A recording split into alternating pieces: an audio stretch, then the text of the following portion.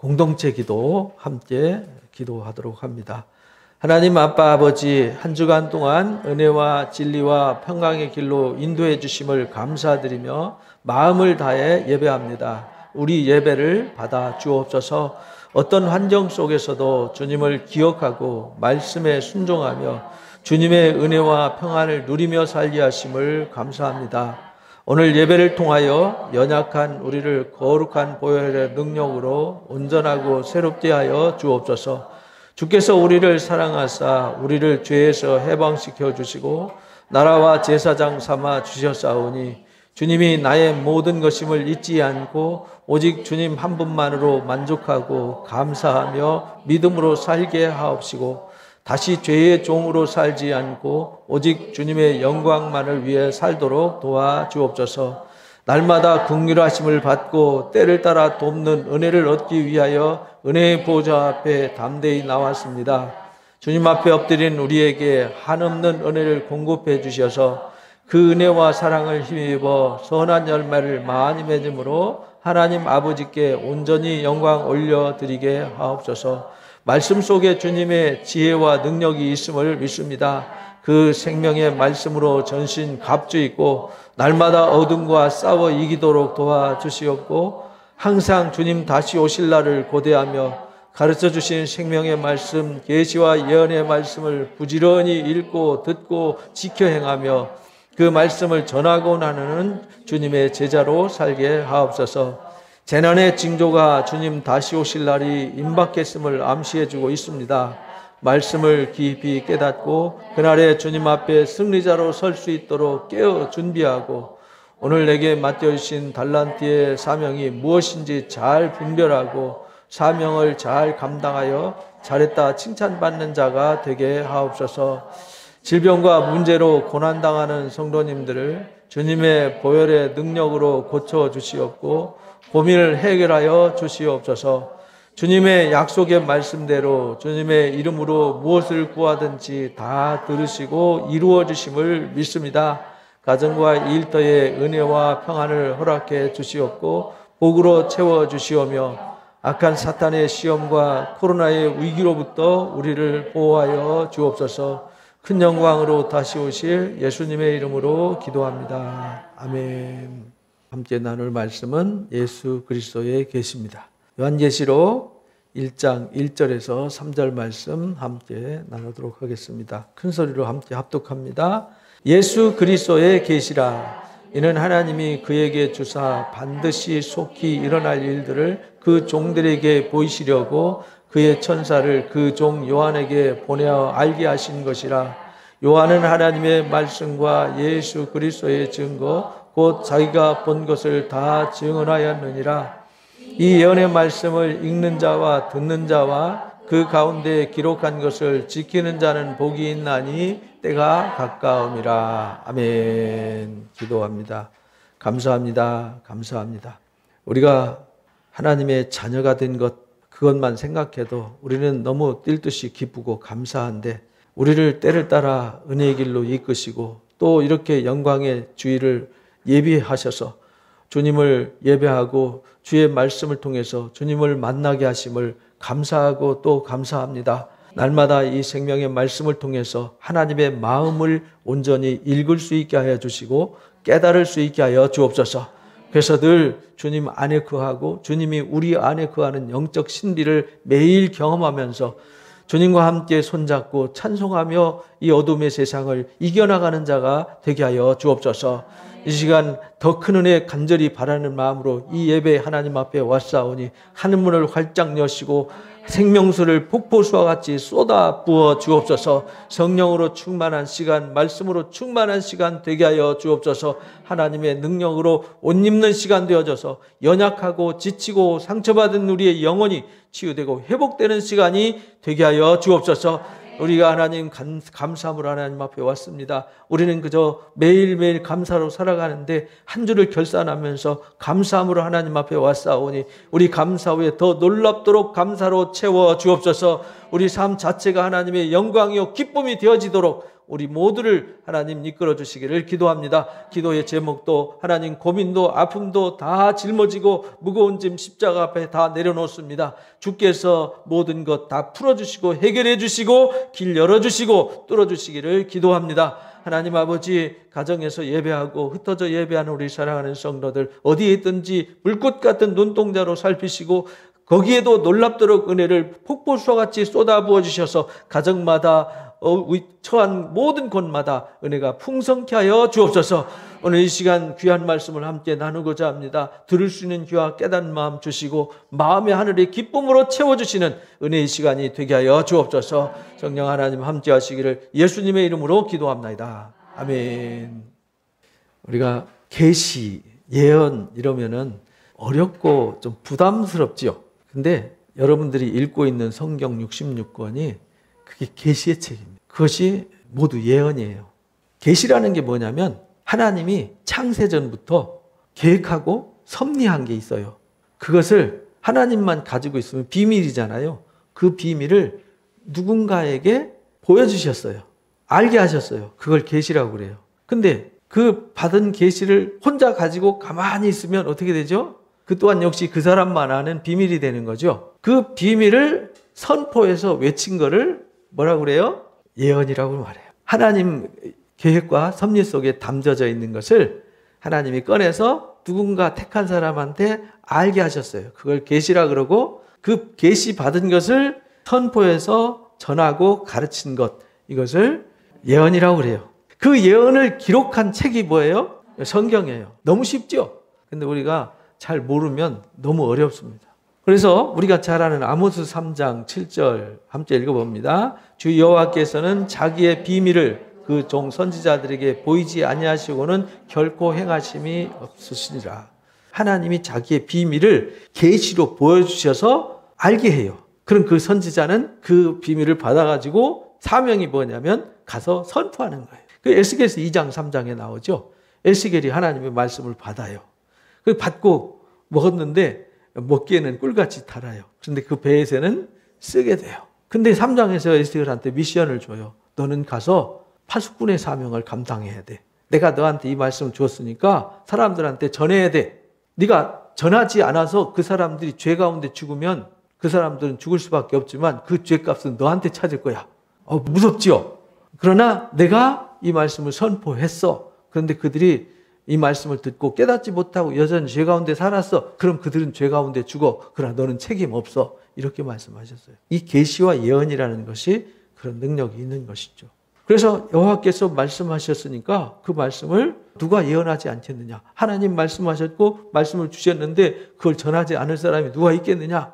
에베소서 1장 11절 12절에 보면 모든 일을 그 뜻의 결정대로 일하시는 하나님이세요. 하나님은 비밀한 계획을 가지고 계세요. 어떤 섭리를 하셨어요. 그것을 누가 의논하지 않아요.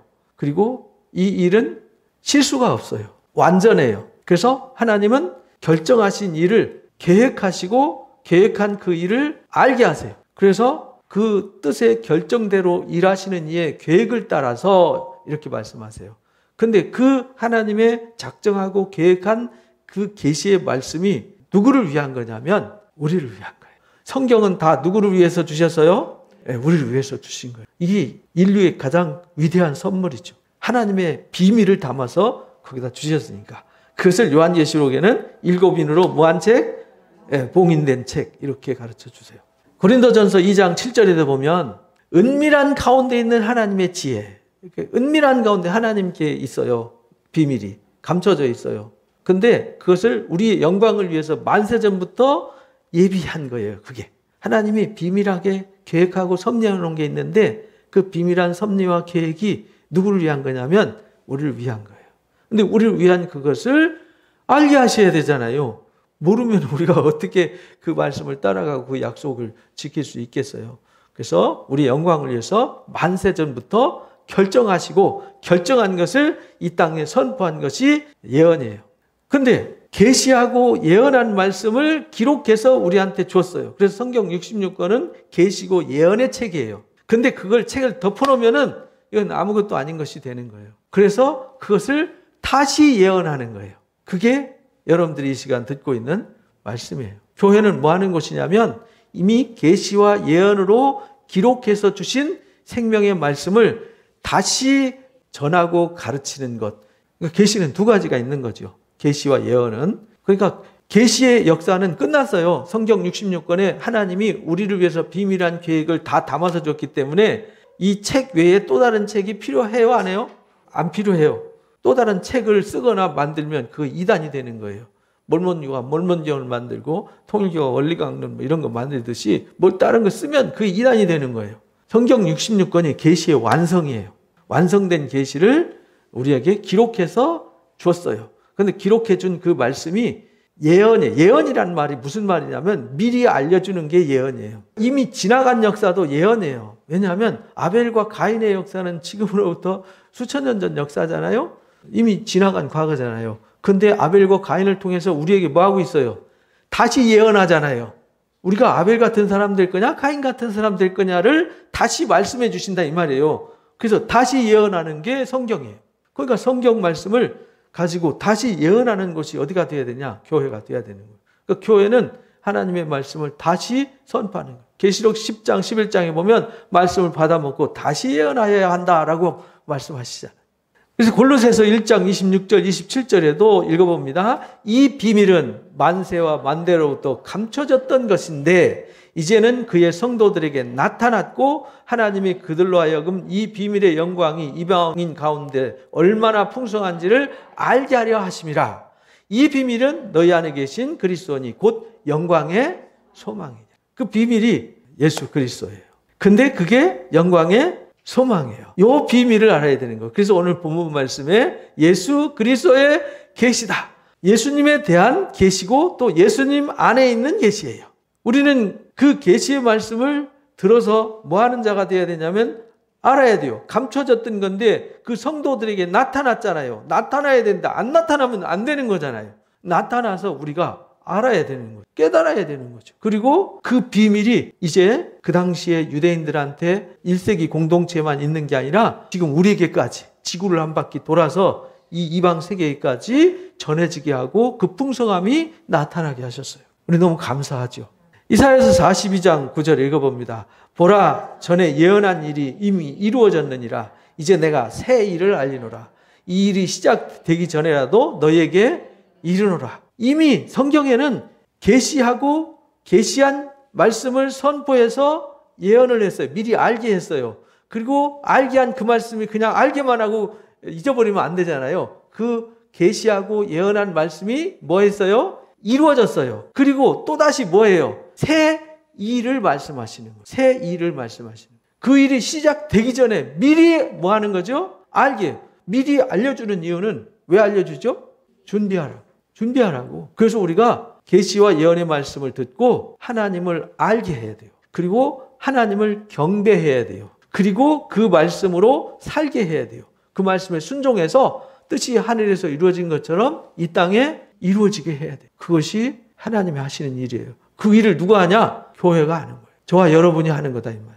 그래서 오늘 본문 말씀 1절 2절 읽어봅니다. 예수 그리스도의 계시라. 이는 하나님이 그에게 주사 반드시 속히 일어날 일들을 그 종들에게 보이시려고 그 천사들을 그 종 요한에게 보내어 알게 하신 것이라. 요한은 하나님의 말씀과 예수 그리스도의 증거 곧 자기 본 것을 다 증언하였느니라. 예수 그리스도의 계시인데 그것은 반드시 속히 앞으로 미래에 일어날 일들이에요. 그것을 뭐 하려고? 보이시려고. 보여서 알게 하시고 보여서 알게 하셨어요. 그 본 것을 그러니까 뭐 해야 되냐? 다 증언해야 돼요.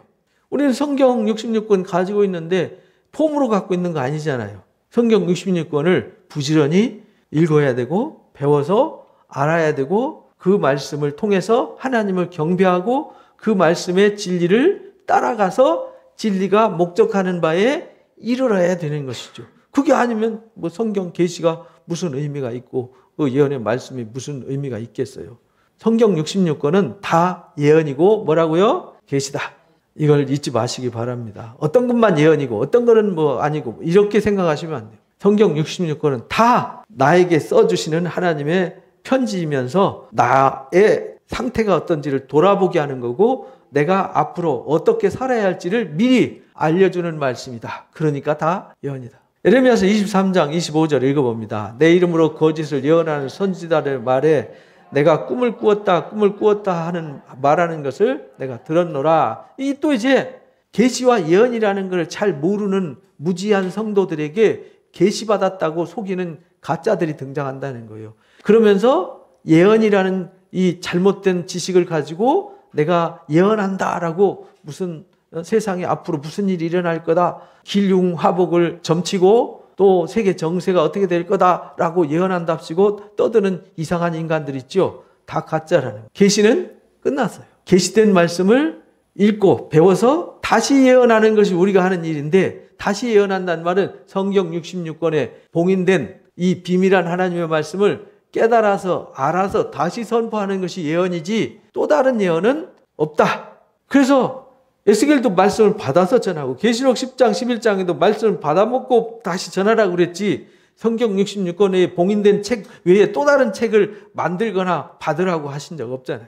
그래서 더하지도 말고 빼지도 마라, 이렇게 가르쳐 주신 거예요. 그래서 에스겔서 13장에 거짓말하는 예언자들한테 경고를 합니다. 자기 마음대로 예언하는 자에게 말하기를 너희는 여호와의 말씀을 들어라. 본 것 없이 지 마음대로 지 생각대로 꿈꾸고 꿈에 봤다고 환상 봤다고 무슨 그것을 계시라고 떠드는 그런 사람들은 다 사기꾼이라는 거예요. 그런 사람들에게는 화가 있다. 그들은 황무지에 있는 여우처럼 아주 간교하고 악한 자들이다. 우리는요, 그런 잘못된 것을 속지 않으려면 우리가 바르게 알아야 돼요. 그래서 내 백성이 지식이 없음으로 망한다. 우리가 바르게 알아야 거짓에 속지 않아요.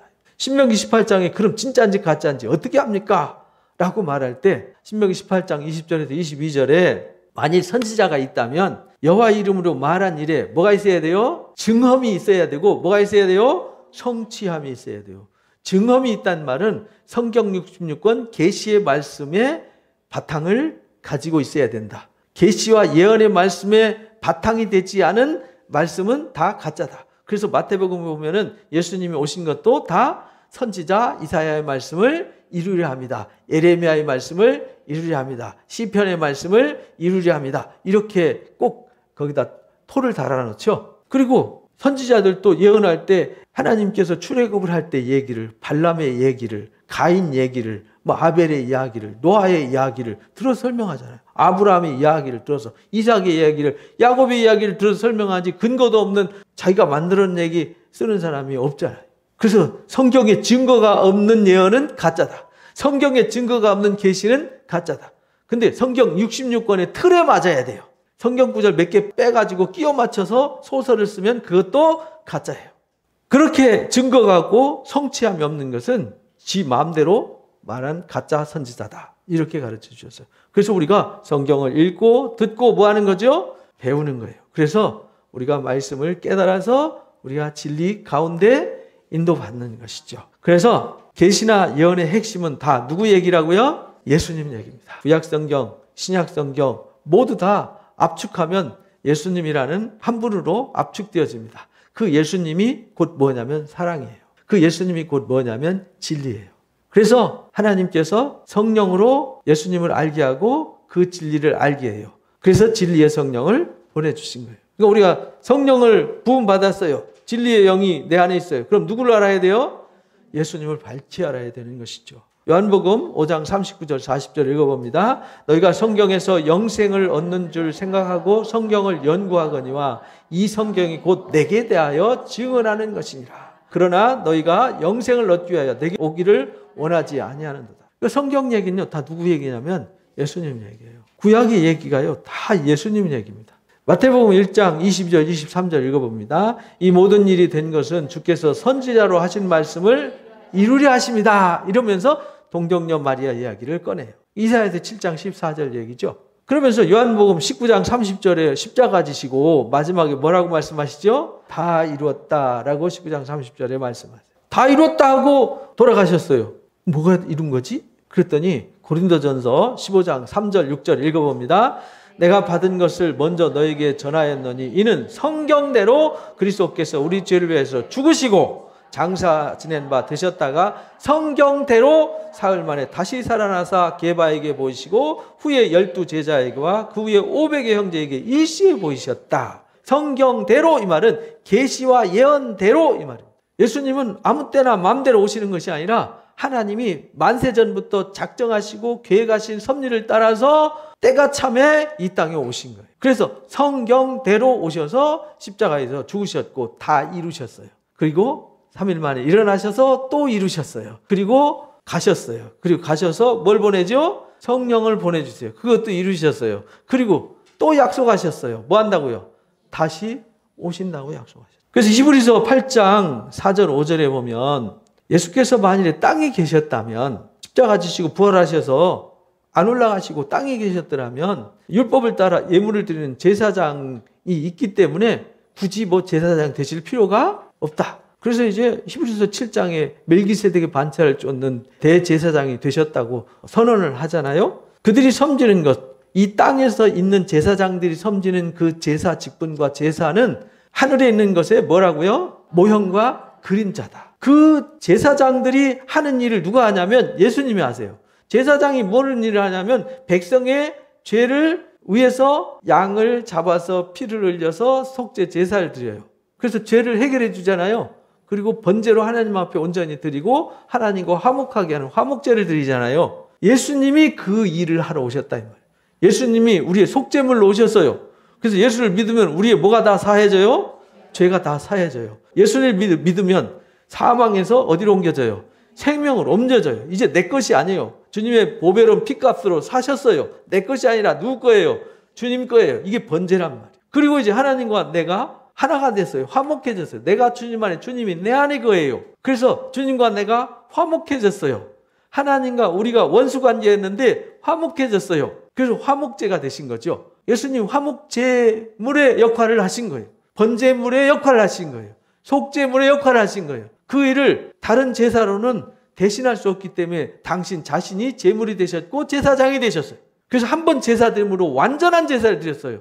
다시 십자가 지실 일이 없어요. 한 번 십자가 지심으로 끝났어요. 그래서 한 번 속죄함 받은 사람은 영원히 속죄가 된 거예요. 근데 다시 타락하면 회복할 기회가 없어요. 왜? 주님이 또 오셔서 십자가 지어야 되니까. 그럴 일은 없다는 거예요. 그러니까 예수 믿다가 타락해서 세상으로 간 사람은 언젠간 돌아와요. 아니면 안 돌아오면은 그 사람은 원래 속죄함 받지 않은 사람이에요. 거듭나지 않은 사람이에요. 히브리서 10장 1절 읽어봅니다. 율법은 장차 올 좋은 일의 그림자일 뿐이요 참 형상이 아니므로 해마다 늘 드리는 같은 제사로는 나오는 자들을 언제나 온전케 할 수 없어요. 그래서 예수님이 온전한 제사 제물로 오셨고 온전한 제사장이 되신 거예요. 그래서 하나님 원래 제사장이 속죄소 들어갔다가 거기서 타나요? 다시 나오죠? 그럼 다시 들어갈 때 어떻게 해야 돼요? 속죄 제사 또 드리고 들어가야 되죠? 그럼 들어갈 때마다 양이 죽고 염소가 죽고 소가 죽어야 되잖아요. 근데 예수님은 십자가 지시고 하늘 성소 들어가셔서 오셨어요? 안 오셨어요? 영원히 들어가셔서 영원한 대제사장이 되셨어요.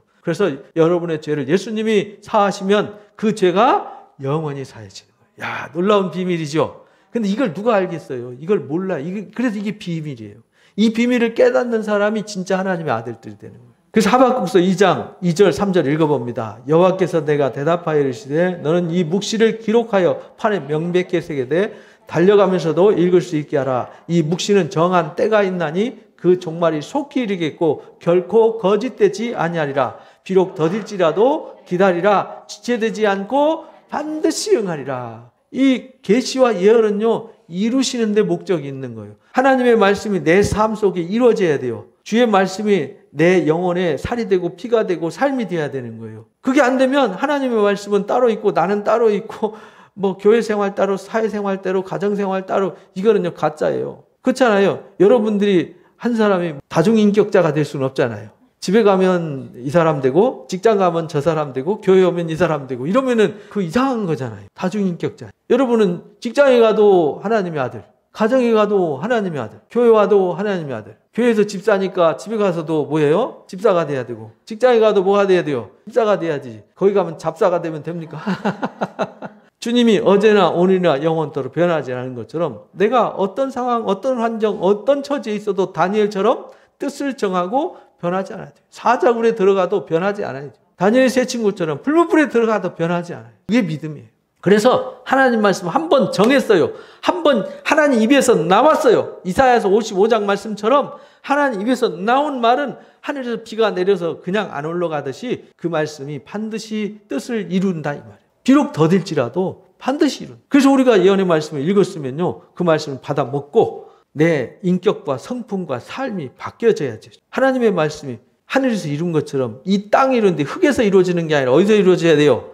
이 내 마음과 영혼과 삶 속에서 이루어져야 되는 것이죠. 계시록 1장 7절에서 8절 읽어봅니다. 볼지어다 그가 구름을 타고 오시리라. 각 사람이 눈이 그를 보겠고 그를 찌른 자들이 볼 것이요 땅에 있는 모든 족속이 그로 말미암아 애곡하리니 그러하리라. 아멘. 그러니까 예수님이 다시 오신다고 계시하셨잖아요. 예언하셨잖아요. 그러면 어떻게 해요? 다시 오세요. 시간이 남아있을 뿐이죠. 근데 그때가 언제인지 아무도 모르는 거죠. 에이, 그럼 2000년 전에 오신다더니 지금도 안 오셨는데 오시겠어? 근데 그거는 성경을 몰라서 그래요. 성경에 이제 예수님이 오심으로 세상이 이미 종말이 되었어요. 예수님 십자가에 못 박혀 죽으심으로 사망이 끝나버렸어요. 사망이 패해졌다고요. 그래서 예수 믿으면 사망에서 어디로 옮겨요? 생명으로 옮겨서 예수를 믿으면 영생하잖아요. 그래서 저와 여러분 이미 예수 믿어서 뭘 얻었어요? 영원한 생명을 이미 소유했어요. 그래서 예수는 믿는 사람들은 죽어도 다시 살고 살아있으면 영원히 죽지 않는 것이 이게 부활의 복음이란 말이에요. 근데 주님이 오시리라 한 구약 성경 말씀이 이루어졌잖아요. 그래서 십자가 지시고 다 이뤘다 했잖아요. 그리고 다시 오심으로 이제 예수님이 오신 십자가의 복음이 완성이 되는 거예요. 이미 시작되었고 아직 완성이 안 되었어요. 종말은 시작되었는데 종말이 끝나지 않은 거죠. 그래서 예수님이 십자가 지신 때부터 주님이 다시 오실 때까지를 뭐라고 그런다고요? 종말 이렇게 말해요. 그러니까 우리는 2000년 전부터 어느 시대를 살고 있죠? 종말을 살고 있어요. 그런데 하나님은 죽은 자를 위해서 일하지 않고 누구를 위해서 일합니까? 산 자를 위해서 일해요. 그래서 지금 살아있는 우리가 진짜 종말을 살고 있는 것이죠. 앞으로 주님이 우리 살아있을 때 오실지 아니면 우리 이후에 오실지 그건 모르죠. 그래서 우리는 희망은 뭐냐? 기왕이면 우리 살아있을 때 오시면 얼마나 영광이겠습니까?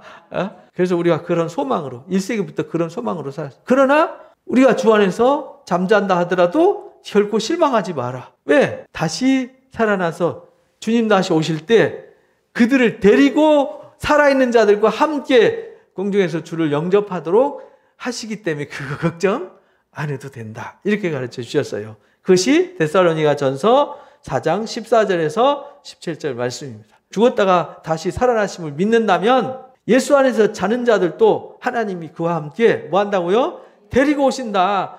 주께서 강림하실 때까지 우리 살아남아 있는 자도 자는 자들보다 결코 앞서지 못한다. 그러니까 먼저 자는 자들이 일어나서 주님과 함께 오고 살아있는 우리도 호련히 순식간에 7째 나팔 불려질 때 변화된다고 고린도전서 15장에서 부활에 대해서 가르쳐 줄 때 분명하게 가르쳐 주셨어요. 주께서 호령과 천사장의 소리와 하나님의 나팔 소리를 친히 하늘로부터 강림하시는데 그리스도 안에 죽은 자들이 먼저 일어나고 이렇게 말씀했잖아요. 죽으나 사나 우리는 그리스도 안에서 이미 뭘 소유했죠? 영원한 생명을 소유했어요. 그러니까 이미 하나님의 나라가 내 안에 임했어요. 아직 완성이 안 됐을 뿐이죠. 그러니까 우리는 영생과 하나님의 나라를 소유한 가장 부요한 사람들임을 잊지 마시기 바랍니다.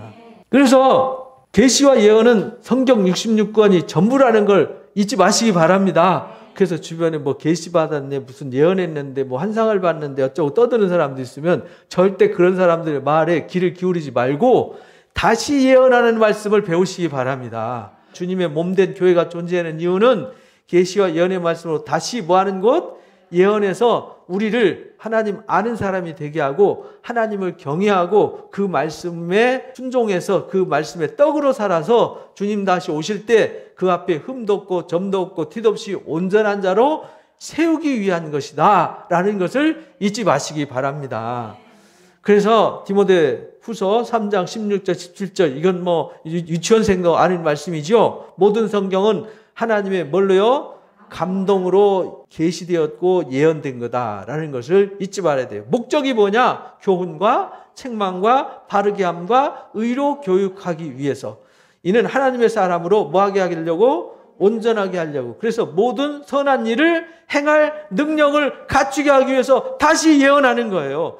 여러분들이 다시 예언하는 말씀을 들으면 에스겔 선지자가 에스겔 골짜기에 마른 뼈들이 꽉 찼잖아요.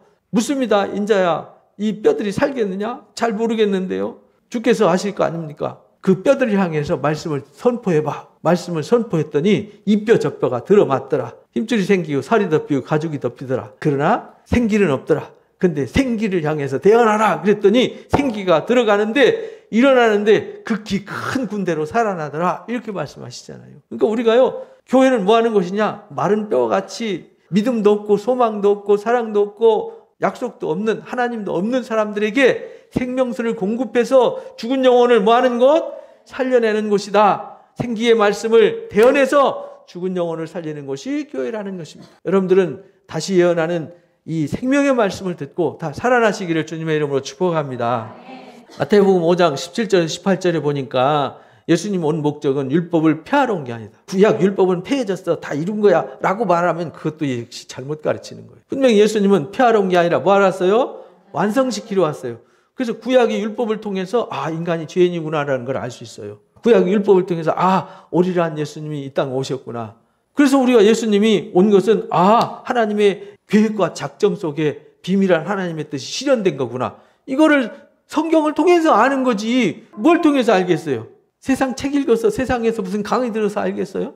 와서 하나님 말씀 들어야 알고 성경을 읽어야 아는 것이. 진실로 너희한테 이른다. 천지가 없어지기 전에는 율법의 1.1획도 결코 없어지지 않고 다 예수님은 완성시키시고 이루러 오셨어요. 그러니까 우리는 하나님 말씀 뭐 하는 사람들이 돼야 돼요? 완성하고 이루는 사람이 돼야 돼요. 예수님이 완성하신 것처럼 나에게 완성이 되고 나에게 이루어져야 돼요. 나의 가정이 이루어지고 나의 삶 속에 이루어져야 된다는 것을 잊어버리면 안 됩니다. 계시록 22장 18절 19절에 그래서 이 두루마리 예언의 말씀을 듣는 모든 사람들한테 알게 한다. 누구든지 이것들 외에 뭐하면? 더하면 두루마리에 기록된 재앙을 더할 것이고 제하여 버리면 기록된 생명나무와 및 거룩한 성의 참여함을 제해버릴 거다. 그래서 더하거나 뺄 수 없는 완성된 계시란 말이에요. 완성된 계시를 예언해서 기록해준 이 성경 66권의 말씀이 우리에게 모든 것이에요. 이 말씀을 받아먹고 다시 전하는 것이 성령의 역사라.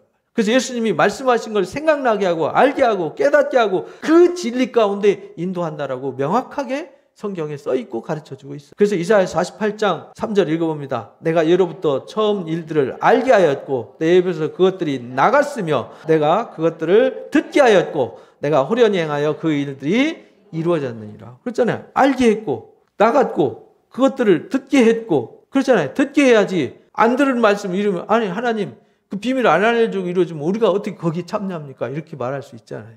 그 듣게 했고 들은 바의 말씀이 호련히 이루어지게 한다. 호련이란 말은 마치 뱃속에서 태아가 어느 날 보니까 병원에 갔더니 요만한 콩알만한 아기가 어때 보니까 손이 쑥 나왔고 발이 쑥 나왔고 코가 나왔고 발로 차고 퉁퉁 치자. 신기하지 않습니까? 보이지 않는 점이 들어가가지고 사람이 만들어지잖아요. 그게 뭐냐면 호련히 언제 그렇게 이루어졌는지 몰라요. 근데 호련히 이루어져요. 손톱 자라듯이 어느 날 보니까 쑥 자라 있어요. 어느 날 보니까 이루어졌어요.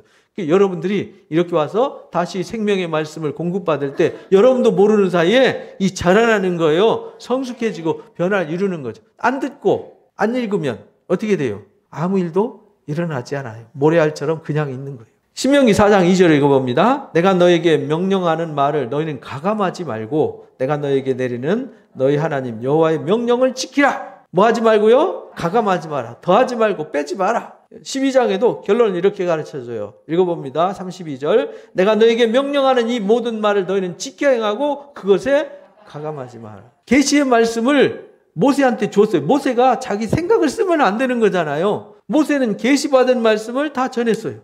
예언한 거죠. 계시받은 것을 백성들한테 가르쳐줬단 말이에요. 그게 뭐냐? 예언이에요. 그리고 여호수아서 11장 15절에 보면 그러잖아요. 모세는 여호수아한테 계시의 말씀을 다 예언해 줬어요. 그리고 여호수아는 그 모든 말씀을 다 받았어요. 그리고 그 말씀을 다 지켜 행했더라. 이렇게 기록하잖아요. 그리고 우리는 하나님 앞에 설 때 뭐라고 서냐면 하나님 저는 계시와 예언의 말씀을 들었습니다. 그리고 그 말씀이 생명의 말씀인 줄 알고 그 말씀이 영생인 줄 알고 그 말씀을 지켰습니다. 그래서 주님 제가 이렇게 주님 앞에 왔습니다. 잘했지요. 이렇게 하라는 거예요.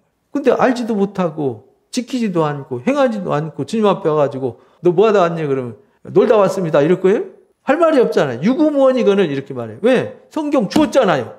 여러분들 종교개혁 이전에는요. 지금으로부터 500년 전에는 성경이 일반인들은 아무도 읽을 수 없었어요. 볼 수도 없었어요. 예배 시간에 라틴어로 예배하기 때문에 무슨 말 하는지도 몰라요. 주문해 오고 있으면 뒤에 앉아서 그냥 묵상하다 갔어요. 그러니까 어떤 보여지는 퍼포먼스에 그냥 그 위험에 압도돼가지고 신전에 왔다고 이렇게 생각하고 예배를 한 거죠. 말씀을 들을 수 있는 귀가 없었어요.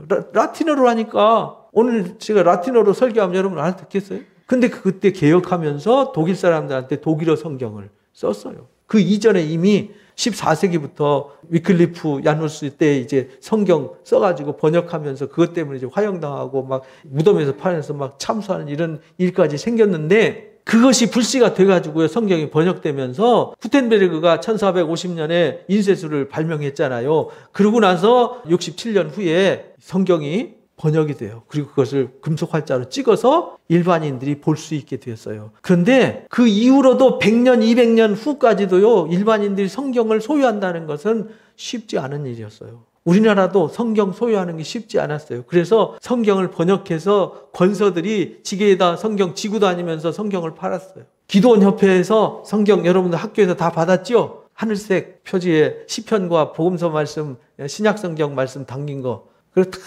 뿌리고 이렇게 해서 성경이 보급된 거예요. 실제 우리 손에 성경이 들려져서 누구나 읽을 수 있는 거 이제 2세기밖에 안 됐어요. 그래서 계시와 예언의 말씀은 주신 이유는요. 다른 게 아니에요. 목적이 읽어야 돼요. 들어야 돼요. 듣는다는 건 뭘 말하냐면 배워야 된다는 거예요. 모르니까. 왜 배워야 되느냐? 그 말씀을 지켜 행하기 위해. 그래서 계시와 예언의 말씀을 읽고 듣고 뭐 하는 자가 복이 있어요? 지켜 행하는 자가 복이 있습니다. 계시록 1장 3절 읽어봅니다. 예언의 말씀을 읽는 자와 듣는 자와 그 가운데 기록된 것을 지키는 자가 복이 있습니다. 여러분들은 열심히 읽으시기 바랍니다. 열심히 들으시기 바랍니다. 열심히 배우셔야 돼요. 모르잖아요. 여러분들 성경 읽으면 다 알아요? 어렵지요? 그러니까 배워야죠. 보따리 싸들고 쫓아다니면서 배워야죠. 옛날엔 그랬어요. 옛날엔 부흥사경이 하면요. 성경 공부하는 시간이 그 시간밖에 없으니까 어디서 한다 그러면 막 키로, 10km, 막 20km를 걸어서 쫓아가서 거기 가서 심지어 우리나라 기록에는요. 100km까지 걸어서 그 부흥에 참여해서 말씀을 들은 사람들이 있어요. 마지막 계시록 22장 7절은요. 마지막 말씀이죠. 마지막 결론. 읽어봅니다. 보라 내가 속히 오리니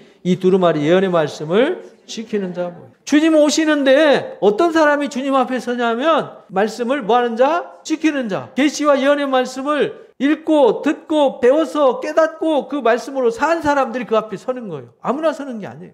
요한복음 16장 13절 14절을 읽어보면 진리의 성령이 오시면 이랬잖아요. 그러니까 예수님이 가시면서 성령을 보내주신다고 약속하셨잖아요. 그 성령이 와서 하는 역할이 뭐냐면 모든 진리 가운데 인도하는 거예요. 그 진리가 뭐예요? 말씀이고 예수 그리스도잖아요. 말씀인데 그 말씀이 누구를 가리켜요? 예수 그리스도를 증거하는 거라고 그랬잖아요. 성경이. 그래서 성령이 하는 일은 예수님을 밝히 알게 하는 거예요. 들은 것을 말하며 장래일을 말하게 한다. 이 말은 무슨 말이냐면 기록된 계시의 말씀을 다시 예언하는 거지 예수님이 말씀하시고 선지 사도들 통해서 말씀하신 것을 생각나게 알게 하는 것이지 또 다른 계시를 하는 게 아니다 이 말이에요. 그래서 우리나라 가짜 예수들이 많이 등장하고 가짜 계시자들이 가짜 예언자들이 많이 등장하는 거예요. 기륭화복을 그리고 개인의 신상을 예언해서 당신 보니까 내년에 사업하면 잘 되겠어. 동쪽으로 가서 사업해. 그럼 잘 돼. 당신 앞으로 목사 될 것 같아. 당신 앞으로 사모하면 될 것 같아. 당신 앞으로 장관 될 것 같아.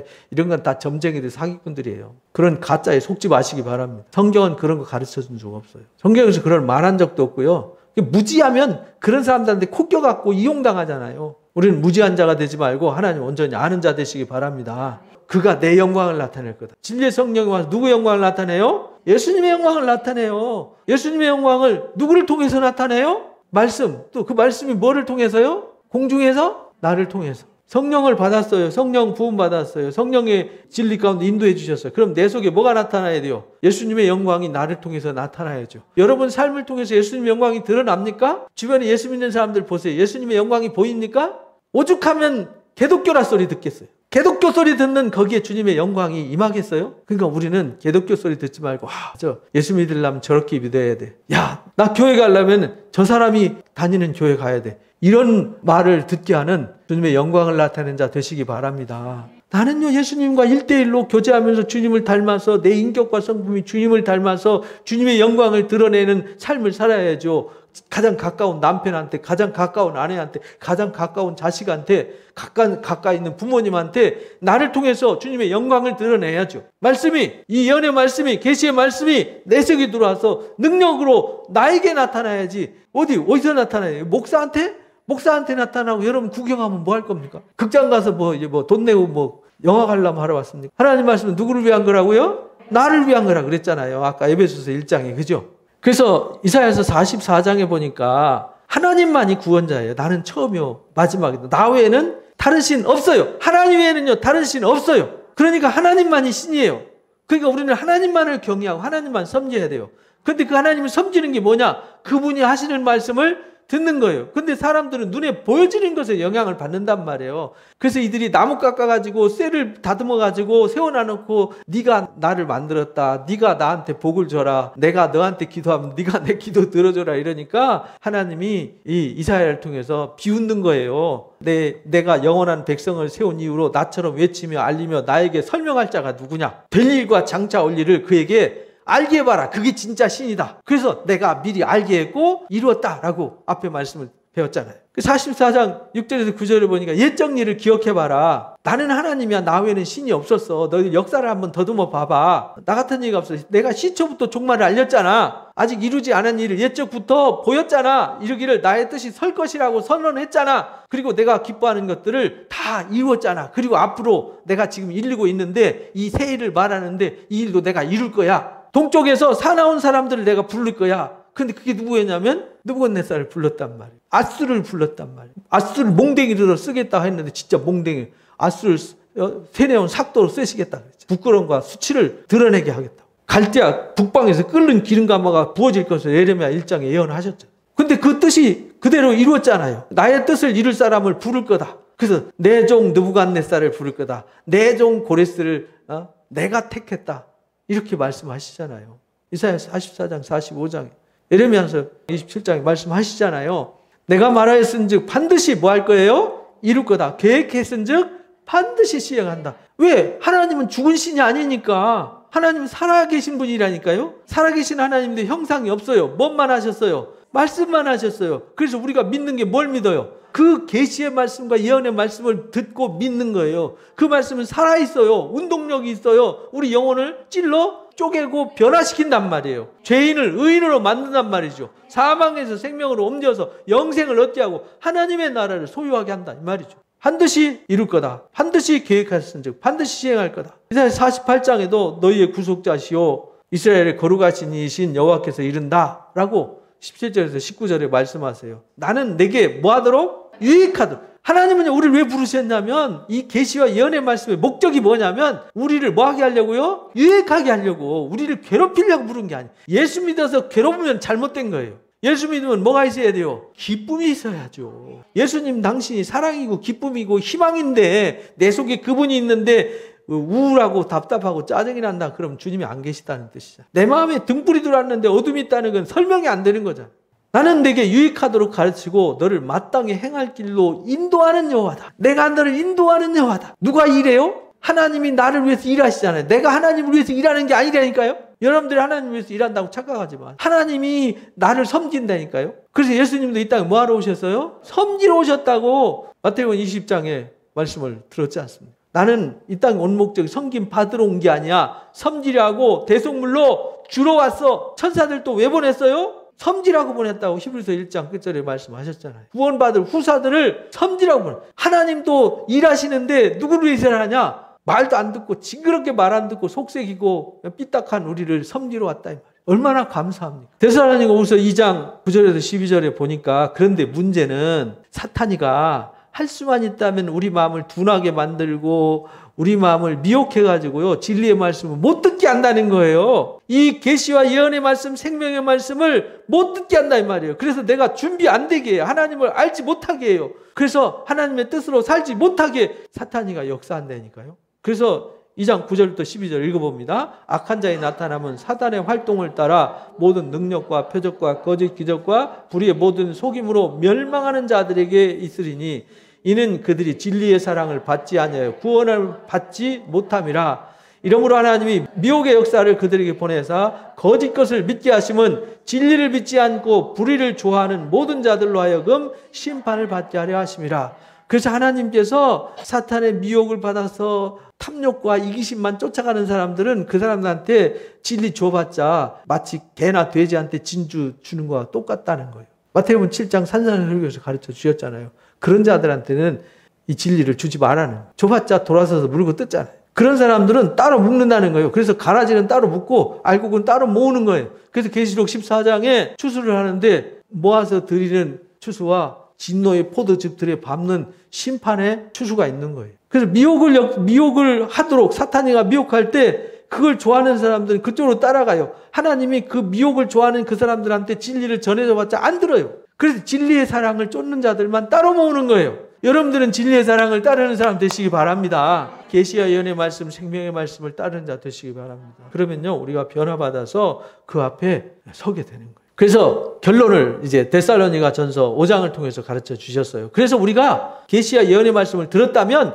이런 사람이 되라. 어떤 사람이냐? 사랑 안에서 가장 뭐하게 여기며 귀히 여기고 서로 뭐 해야 돼요? 화목하고 게으른 자들을 번제해주고 약한 자들을 격려해주고 힘없는 자들을 붙들어주고 모든 사람에게 오래 참는 자가 되어야 된다. 이게 주님 오실 날 준비하는 사람들. 악으로 악을 갚지 말고 항상 뭘 쫓아야 돼요? 선을 쫓아야 돼요. 그리고 항상 뭐 해야 돼요? 기뻐해야 돼요. 쉬지 말고 기도해야 돼요. 범사에 뭐 해야 돼요? 감사해야 돼요. 이것이 계시와 예언의 말씀을 주신 하나님의 목적, 하나님의 뜻이다. 하나님의 뜻이 뭐냐? 하나님 계시와 예언의 말씀에 담아하신 우리를 향하신 하나님의 뜻이라는 거예요. 그래서 성령을 뭐 하지 말고 소멸하면 안 돼요. 성령이 소멸되면 하나님의 말씀 못 들어요. 완악해지고 강박해져요. 예언을 뭐 하지 말고 멸시하지 말고 성경 읽으라니까 먼지 쌓이도록 놔두지 말고 들으라니까 안 듣고 딴 유튜브 듣느라고 정신 팔리고 딴 드라마 보느라고 정신 팔리지 말고 성경 말씀은 부지런히 듣고 범사 헤아려 좋은 것은 뭐하고 취하고 나쁜 것은 뭐하고요? 버려라. 평강의 하나님이 친히 너희를 거룩하게 하실 거다. 그렇게 하면 평강의 하나님이 친히 우리를 도와주실 거다. 그래서 온 영과 혼과 몸이 주 예수 강림하실 때 흠없이 보존되게 하실 거다. 너희를 부르신 이는 미쁘시니 또한 뭐 할 거라고요? 이루실 거다. 그러니까 계시의 예언의 말씀을 듣고 하나님을 알아서 그 하나님을 경외하고 그 말씀으로 살면 친히 하나님이 오셔서 흠도 없고 점도 없고 티도 없이 온전한 자를 세워주신다는 거예요. 그래서 계시록 22장 결론 읽어봅니다. 22장 20절 이것들을 증언하시니가 이르시되 내가 진실로 속히 오리라 하시거늘 아멘. 주 예수여 오시옵소서. 우리가 그렇게 준비된 사람이 돼야 주님 어서 오시옵소서 그러지. 준비 안 된 사람 주님 지금 오시면 안 됩니다. 어느 집에 갔더니 갑자기 신방 가면 그러더라. 잠깐만요. 왜 잠깐만이에요? 준비가 하나도 안 됐어. 잠깐만요. 준비되면 들어오세요. 다 어지러나가지고 옷도 안 입고 뭐 화장도 안 했어요. 그러면 이제 한참 기다리면 이제 방 치우고 막 후다닥. 그런데 주님은 그렇게 안 오시나요? 오시면 그걸로 끝이에요. 잠깐만요. 없다는 거예요. 그래서 항상 신부같이 뭐 하고 있으라고요? 준비하고 있어라. 그래야 아멘 주 예수여 어서 오시옵소서. 이런 준비된 자로 계시의 말씀으로 준비된 자를 되시기를 주님의 이름으로 축복합니다. 오늘 마음을 모아서 이 시간 합심해서 기도하는 시간 갖도록 하겠습니다. 여러분들이 말씀만 듣고 말씀이 가슴속에 녹아있고 살아있어야지 구경꾼이 되면 안 되거든요. 그 말씀이 여러분들은 살아있도록 여러분들이 찬송가 285장 부르시면서 예배를 마칩니다.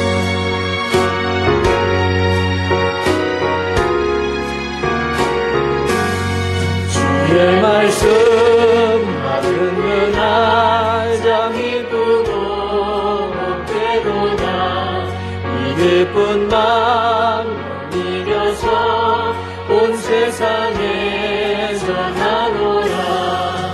이쁜 날 주 나의 죄가 씻은 날 그게 어서 기도하고 기쁘게 살아가리. 이쁜 날